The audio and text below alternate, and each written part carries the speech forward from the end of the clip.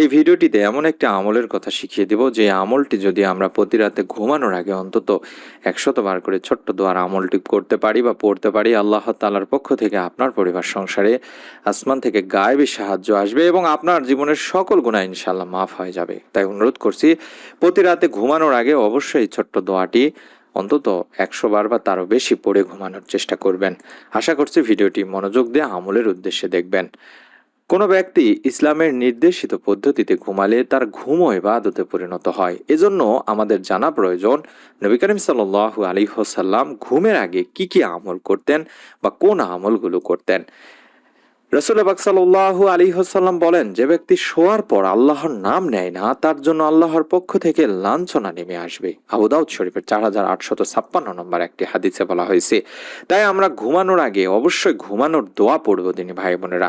হাদিস শরীফেও ঘুমানোর আগে কয়েকটি দোয়ার কথা বর্ণিত হয়েছে, তবে সব দোয়া না পারলেও আমরা এই ছোট্ট দোয়াটি অন্তত একবার পড়ে ঘুমানোর চেষ্টা করব। আল্লাহুম্মা বিসমাকা আমুতু আহাহিয়া, অর্থাৎ হে আল্লাহ, তোমার নামে আমি শয়ন করছি এবং তোমারই দয়ায় আমি পুনরায় জাগবো। এবং যদি সম্ভব হয় সূরা নাস, সূরা ফালাক এবং সূরা ইখলাস পড়ে ফুঁক দেওয়ার চেষ্টা করবেন, যেটা হযরত আয়েশা রাদিয়াল্লাহু তাআলা আনহা বলেন, আল্লাহ রাসূল সাল্লাল্লাহু আলাইহি সাল্লাম যখন প্রতি রাতে ঘুমাতে যেতেন তখন দুইটা হাত একত্রিত করে তাতে সূরা ইখলাস, সূরা ফালাক এবং সূরা নাস পড়ে ফুঁক দিতেন। তারপর মাথা ও চেহারা থেকে শুরু করে যতদূর সম্ভব দেহে 3 বার 2 হাত বোলাতেন, অর্থাৎ এভাবে 2 হাত তুলে সূরা ইখলাস, সূরা নাস এবং সূরা ফালাক পড়ে ফুঁক দিয়ে আপনার হাত দুটাকে এরকম করে শরীরে বা সম্মুখে সামনের দিক থেকে নিয়ে যতদূর পারা যায় মাসাহ করতেন। আবারও হাত উঠায় 3 বার আপনার এভাবে করতে হবে, সূরা ইখলাস, সূরা নাস এবং সূরা ফালাক পড়ে ফুঁক দিয়ে আবারও সামনের দিক থেকে হাতকে এভাবে মাসাহ করে নিতে হবে। এভাবে 3 বার করতে হবে এই 3টি সূরা অবশ্যই। এবং যদি সম্ভব হয় আয়াতুল কুরসি একবার পড়ার চেষ্টা করবেন। এটি আল্লাহ রাসূল সাল্লাল্লাহু আলাইহি সাল্লাম বলেছেন, তুমি যখন শয্যা গ্রহণ করবে তখন অবশ্যই আয়াতুল কুরসি পড়বে, কারণ আল্লাহ তাআলার পক্ষ থেকে তবে সর্বদা তোমার জন্য একজন রক্ষক, অর্থাৎ বডিগার্ড যেটাকে বলা হয়, বা রক্ষণাবেক্ষণ থাকবে, একজন আসবেন এবং সকাল পর্যন্ত শয়তান তোমার কাছে আসতে পারবে না। অর্থাৎ আল্লাহ তাআলার পক্ষ থেকে একজন ফেরেশতাকে আপনার জন্য নিযুক্ত করা হবে, সারা রাত আপনাকে পাহারা দিবেন, যাতে করে কোনো প্রকার শয়তান এসে আপনার জন্য অমঙ্গল কোনো কিছু না করতে পারেন। এটি বুখারী শরীফের 2311 নম্বর একটি হাদিসেও বলা হয়েছে। এবং যদি সম্ভব হয় সূরা বাকারার শেষ 2টি আয়াত পড়ে ঘুমানোর চেষ্টা করবেন। কোনো ব্যক্তি ঘুমানোর আগে যদি এই 2 আয়াত পড়ে তবে তাদের গোটা রাতের নিরাপত্তার জন্য যথেষ্ট হয়ে যাবে। সুবহানাল্লাহ। রাসূল পাক সাল্লাল্লাহু আলাইহি ওয়াসাল্লাম বলেন, যদি কোনো ব্যক্তি সূরা বাকারার শেষ 2টি আয়াত পাঠ করে তবে এটি তার জন্য যথেষ্ট। এটিও বুখারী শরীফের সহিহ হাদিস। প্রত্যেকটি হাদিসের রেফারেন্স দিয়ে দিচ্ছি, আশা করছি আপনারা দেখে নিচ্ছেন। আর এছাড়াও আমরা সূরা মুলক পড়ার চেষ্টা করব। রাসূল পাক সাল্লাল্লাহু আলাইহি ওয়াসাল্লাম বলেছেন, কোরআনের মধ্যে 30 আয়াত বিশিষ্ট একটি সূরা আছে, যেটি কারো পক্ষে সুপারিশ করলে তাকে তা মাফ করে দেওয়া হয়। অর্থাৎ এই সূরা আপনার জন্য যদি সুপারিশ করে তাহলে আপনাকে মাফ করে দেওয়া হবে। এবং এই সূরাটি হলো তাবারাকাল্লাযী বিয়াদিল মুলক, অর্থাৎ সূরা মুলক। এটিও তিরমিজি শরীফের একটি হাদিস। এই আমলগুলো করার পরে আমরা আল্লাহ তাআলার পক্ষ থেকে গায়েবী সাহায্যের জন্য, গায়েবী রিজিকের জন্য এই ছোট্ট দোয়াটি পাঠ করব। একজন সাহাবী রাদিয়াল্লাহু তাআলা আনহু আরজ করলেন, ইয়া রাসূলুল্লাহ সাল্লাল্লাহু আলাইহি ওয়াসাল্লাম, দুনিয়া আমার প্রতি পৃষ্ঠ প্রদর্শন করেছে, অর্থাৎ আমি চরমভাবে অভাবগ্রস্ত। রাসূল পাক সাল্লাল্লাহু আলাইহি ওয়াসাল্লাম ইরশাদ করলেন, তোমরা কি ওই তাসবিহটি কথা স্মরণ নেই, বা তোমার কি ওই তাসবিহটির কথা তোমার স্মরণ নেই, বা তুমি কি জানো না যেই তাসবিহ বা যেই দোয়ার মাধ্যমে বা ফেরেশতা এবং মাকলুকের, অর্থাৎ যার বরকতে রুজি প্রদান করা হয়, তুমি যদি এটা সুবহে সাদিক বা সূর্য উদিত হওয়ার সময় যদি পড়তে পারো তাহলে অবশ্যই অবশ্যই আল্লাহ তাআলা তোমাকে এত বেশি পরিমাণে রিজিকে বরকত দান করবেন যা তুমি কল্পনাও করতে পারবে না বা রাখার জায়গা পর্যন্ত পাবে না। তো এই তাসবিহটি 100 বার পাঠ করার কথা বলা হয়েছে। আমরা যদি সম্ভব হয় রাতে ঘুমাতে যাওয়ার আগেই পড়ে নেওয়ার চেষ্টা করব। সুবহানাল্লাহি ওয়া বিহামদিহি সুবহানাল্লাহিল আলিয়্যিল আযীম ওয়া বিহামদিহি আস্তাগফিরুল্লাহ। আশা করছি আপনারা চেষ্টা করবেন ঘুমানো আগে অন্তত 100 বার করে পড়ার, এবং যদি সম্ভব হয় সুবহে সাদিকের আগে অর্থাৎ ফজরের আগেও আপনারা আমলটি করতে পারেন। আমি আপনাদের জন্য এই দোয়াটি স্ক্রিনের মধ্যে কিছুক্ষণ রেখে দিচ্ছি, আপনারা মোবাইলে স্ক্রিনশট নিন বা ছবি উঠায় নিন। সুবহানাল্লাহি ওয়া বিহামদিহি সুবহানাল্লাহিল আলিয়্যিল আযীম ওয়া বিহামদিহি আস্তাগফিরুল্লাহ। এভাবে অন্তত 100 বার বা তারও বেশি পড়ার চেষ্টা করবেন।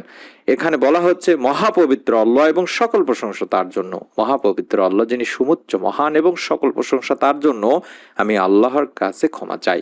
যদি এটা 100 বার পড়ো তাহলে দুনিয়া তোমার নিকট অপমানিত হয়ে আসবে, অর্থাৎ তুমি সহজেই সচ্ছলতা লাভ করবে। ওই সাহাবী রাদিয়াল্লাহু তাআলা আনহু এই আমলটি জেনে নিয়ে চলে গেলেন। কিছুদিন পরে পুনরায় হাজির হয়ে আরজ করলেন যে ইয়া রাসূলুল্লাহ সাল্লাল্লাহু আলাইহি ওয়াসাল্লাম, দুনিয়া আমার নিকটে এত বেশি আসছে, আমি হতবাক, কোথায় রাখবো, কোথায় উঠাবো। অর্থাৎ রব্বুল আলামিন আল্লাহ তাআলা তাকে রিজিকে বরকত দান করেছেন। তাই আমরা এই দোয়াটির মাধ্যমে আল্লাহ তাআলার কাছে বেশি বেশি করে রিজিকে বরকত চাইবো। আর যদি কেউ এই দোয়া প্রতিদিন অন্তত 100 বার করেও পড়ে, তবে তাহলে আল্লাহ তাআলার পক্ষ থেকে দারিদ্রতার বিরুদ্ধে তাকে নিরাপত্তা দেওয়া হবে। অর্থাৎ আপনাকে দারিদ্রতা স্পর্শ করতে পারবে না, সম্পদ অর্জনের মাধ্যম হবে এবং কবরের পরীক্ষা থেকেও সে মুক্ত থাকবে। সুবহানাল্লাহ। অত্যন্ত গুরুত্বপূর্ণ দোয়াটি আমি আবারও দেখাই দিচ্ছি। আপনারা সারা দিনে রাতে পড়ার চেষ্টা করবেন, বিশেষ করে রাতে ঘুমাতে যাওয়ার আগে, সুবহ সাদিকের আগে অর্থাৎ ফজরের আগে কিংবা পরে, যখনই সময় পান এই সময়গুলোতে বেশি বেশি করে দোয়াটি পড়ার চেষ্টা করবেন এবং চেষ্টা করবেন 100 বার বা তারও বেশি পড়ার জন্য। অবশ্যই ভিডিওটিতে একটি লাইক দিয়ে কমেন্ট সেকশন অন্তত আমিন লিখে নিয়ত করে আমলটি করুন। এরকম ছোট ছোট আমলের ভিডিওগুলো পাওয়ার জন্য অবশ্যই দিনে আমল 2 এই ইউটিউব চ্যানেলটিকে বড় করার সহযোগিতা করবেন। যারা এখন পর্যন্ত সাবস্ক্রাইব করেননি, নতুন ভিডিও সরাসরি মোবাইলে পাওয়ার জন্য হলেও সাবস্ক্রাইব করে বেল বাটনটি অন করে রেখে দিন। সকলে ভালো থাকুন, সুস্থ থাকুন। নতুন ভিডিও দেখার আমন্ত্রণ জানাচ্ছি। আসসালামু আলাইকুম ওয়া রাহমাতুল্লাহি ওয়া বারাকাতুহু। আসসালামু আলাইকুম ওয়া রাহমাতুল্লাহ।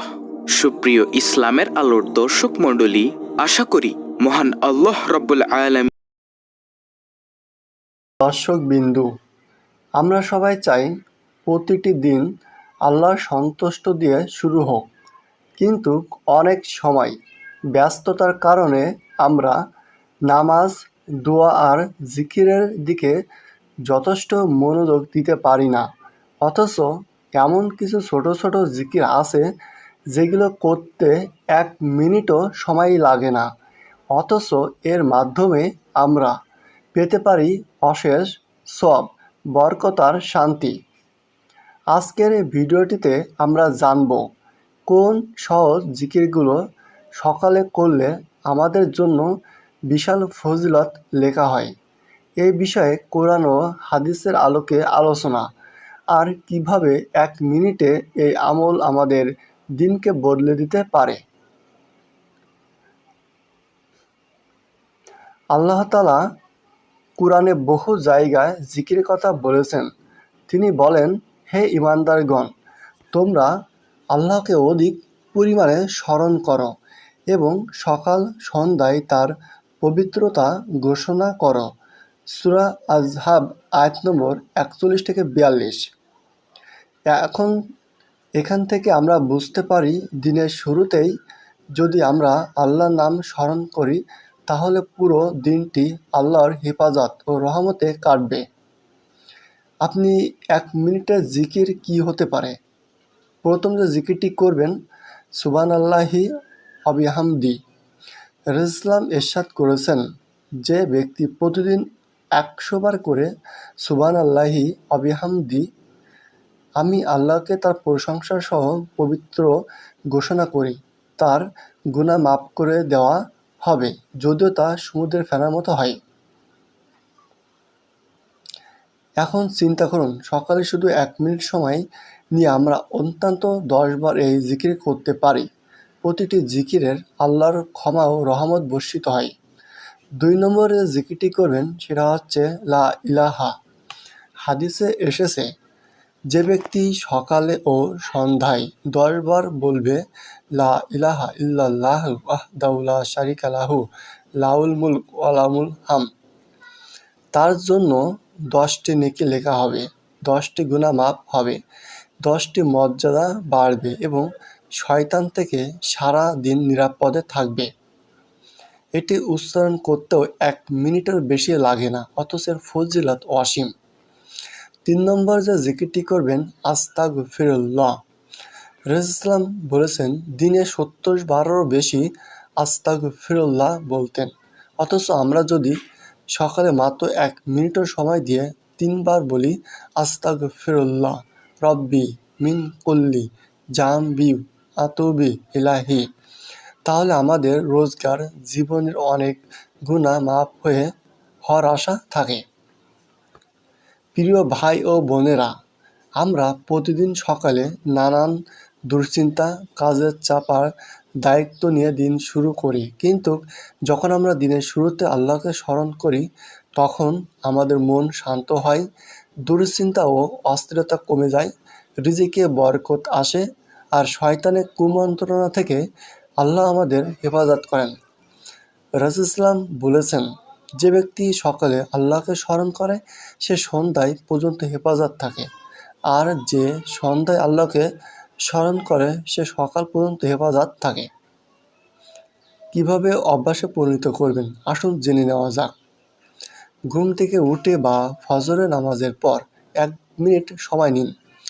নির্দিষ্ট কিছু জিকির ঠিক করে নিন, যেমন 10 বার সুবহানাল্লাহি ওয়া বিহামদিহি অথবা 10 বার লা ইলাহা ইল্লাল্লাহ। 3 নম্বর, প্রতিদিন নিয়মিত করলে এটি জীবনের অংশ হয়ে যাবে।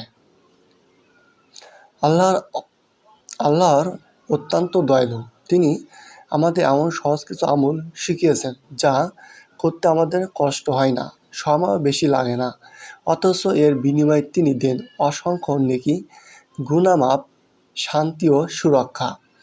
তাহলে আর দেরি কেন? আসুন আমরা প্রতিদিন সকালে মাত্র 1 মিনিট সময় নিয়ে আল্লাহকে স্মরণ করি, জিকির করি আর দিন শুরু করি আল্লাহর বরকত নিয়ে। আশা করি ভিডিওটি আপনাদের উপকারে এসেছে। যদি ভালো লেগে থাকে তবে লাইক দিন, শেয়ার করুন, আর ইসলামিক ভিডিও পেতে আমাদের চ্যানেলটি সাবস্ক্রাইব করতে ভুলবেন না। সবাই ভালো থাকুন, সুস্থ থাকুন। দেখা হচ্ছে কোনো পরবর্তী আমল ভিডিও নিয়ে।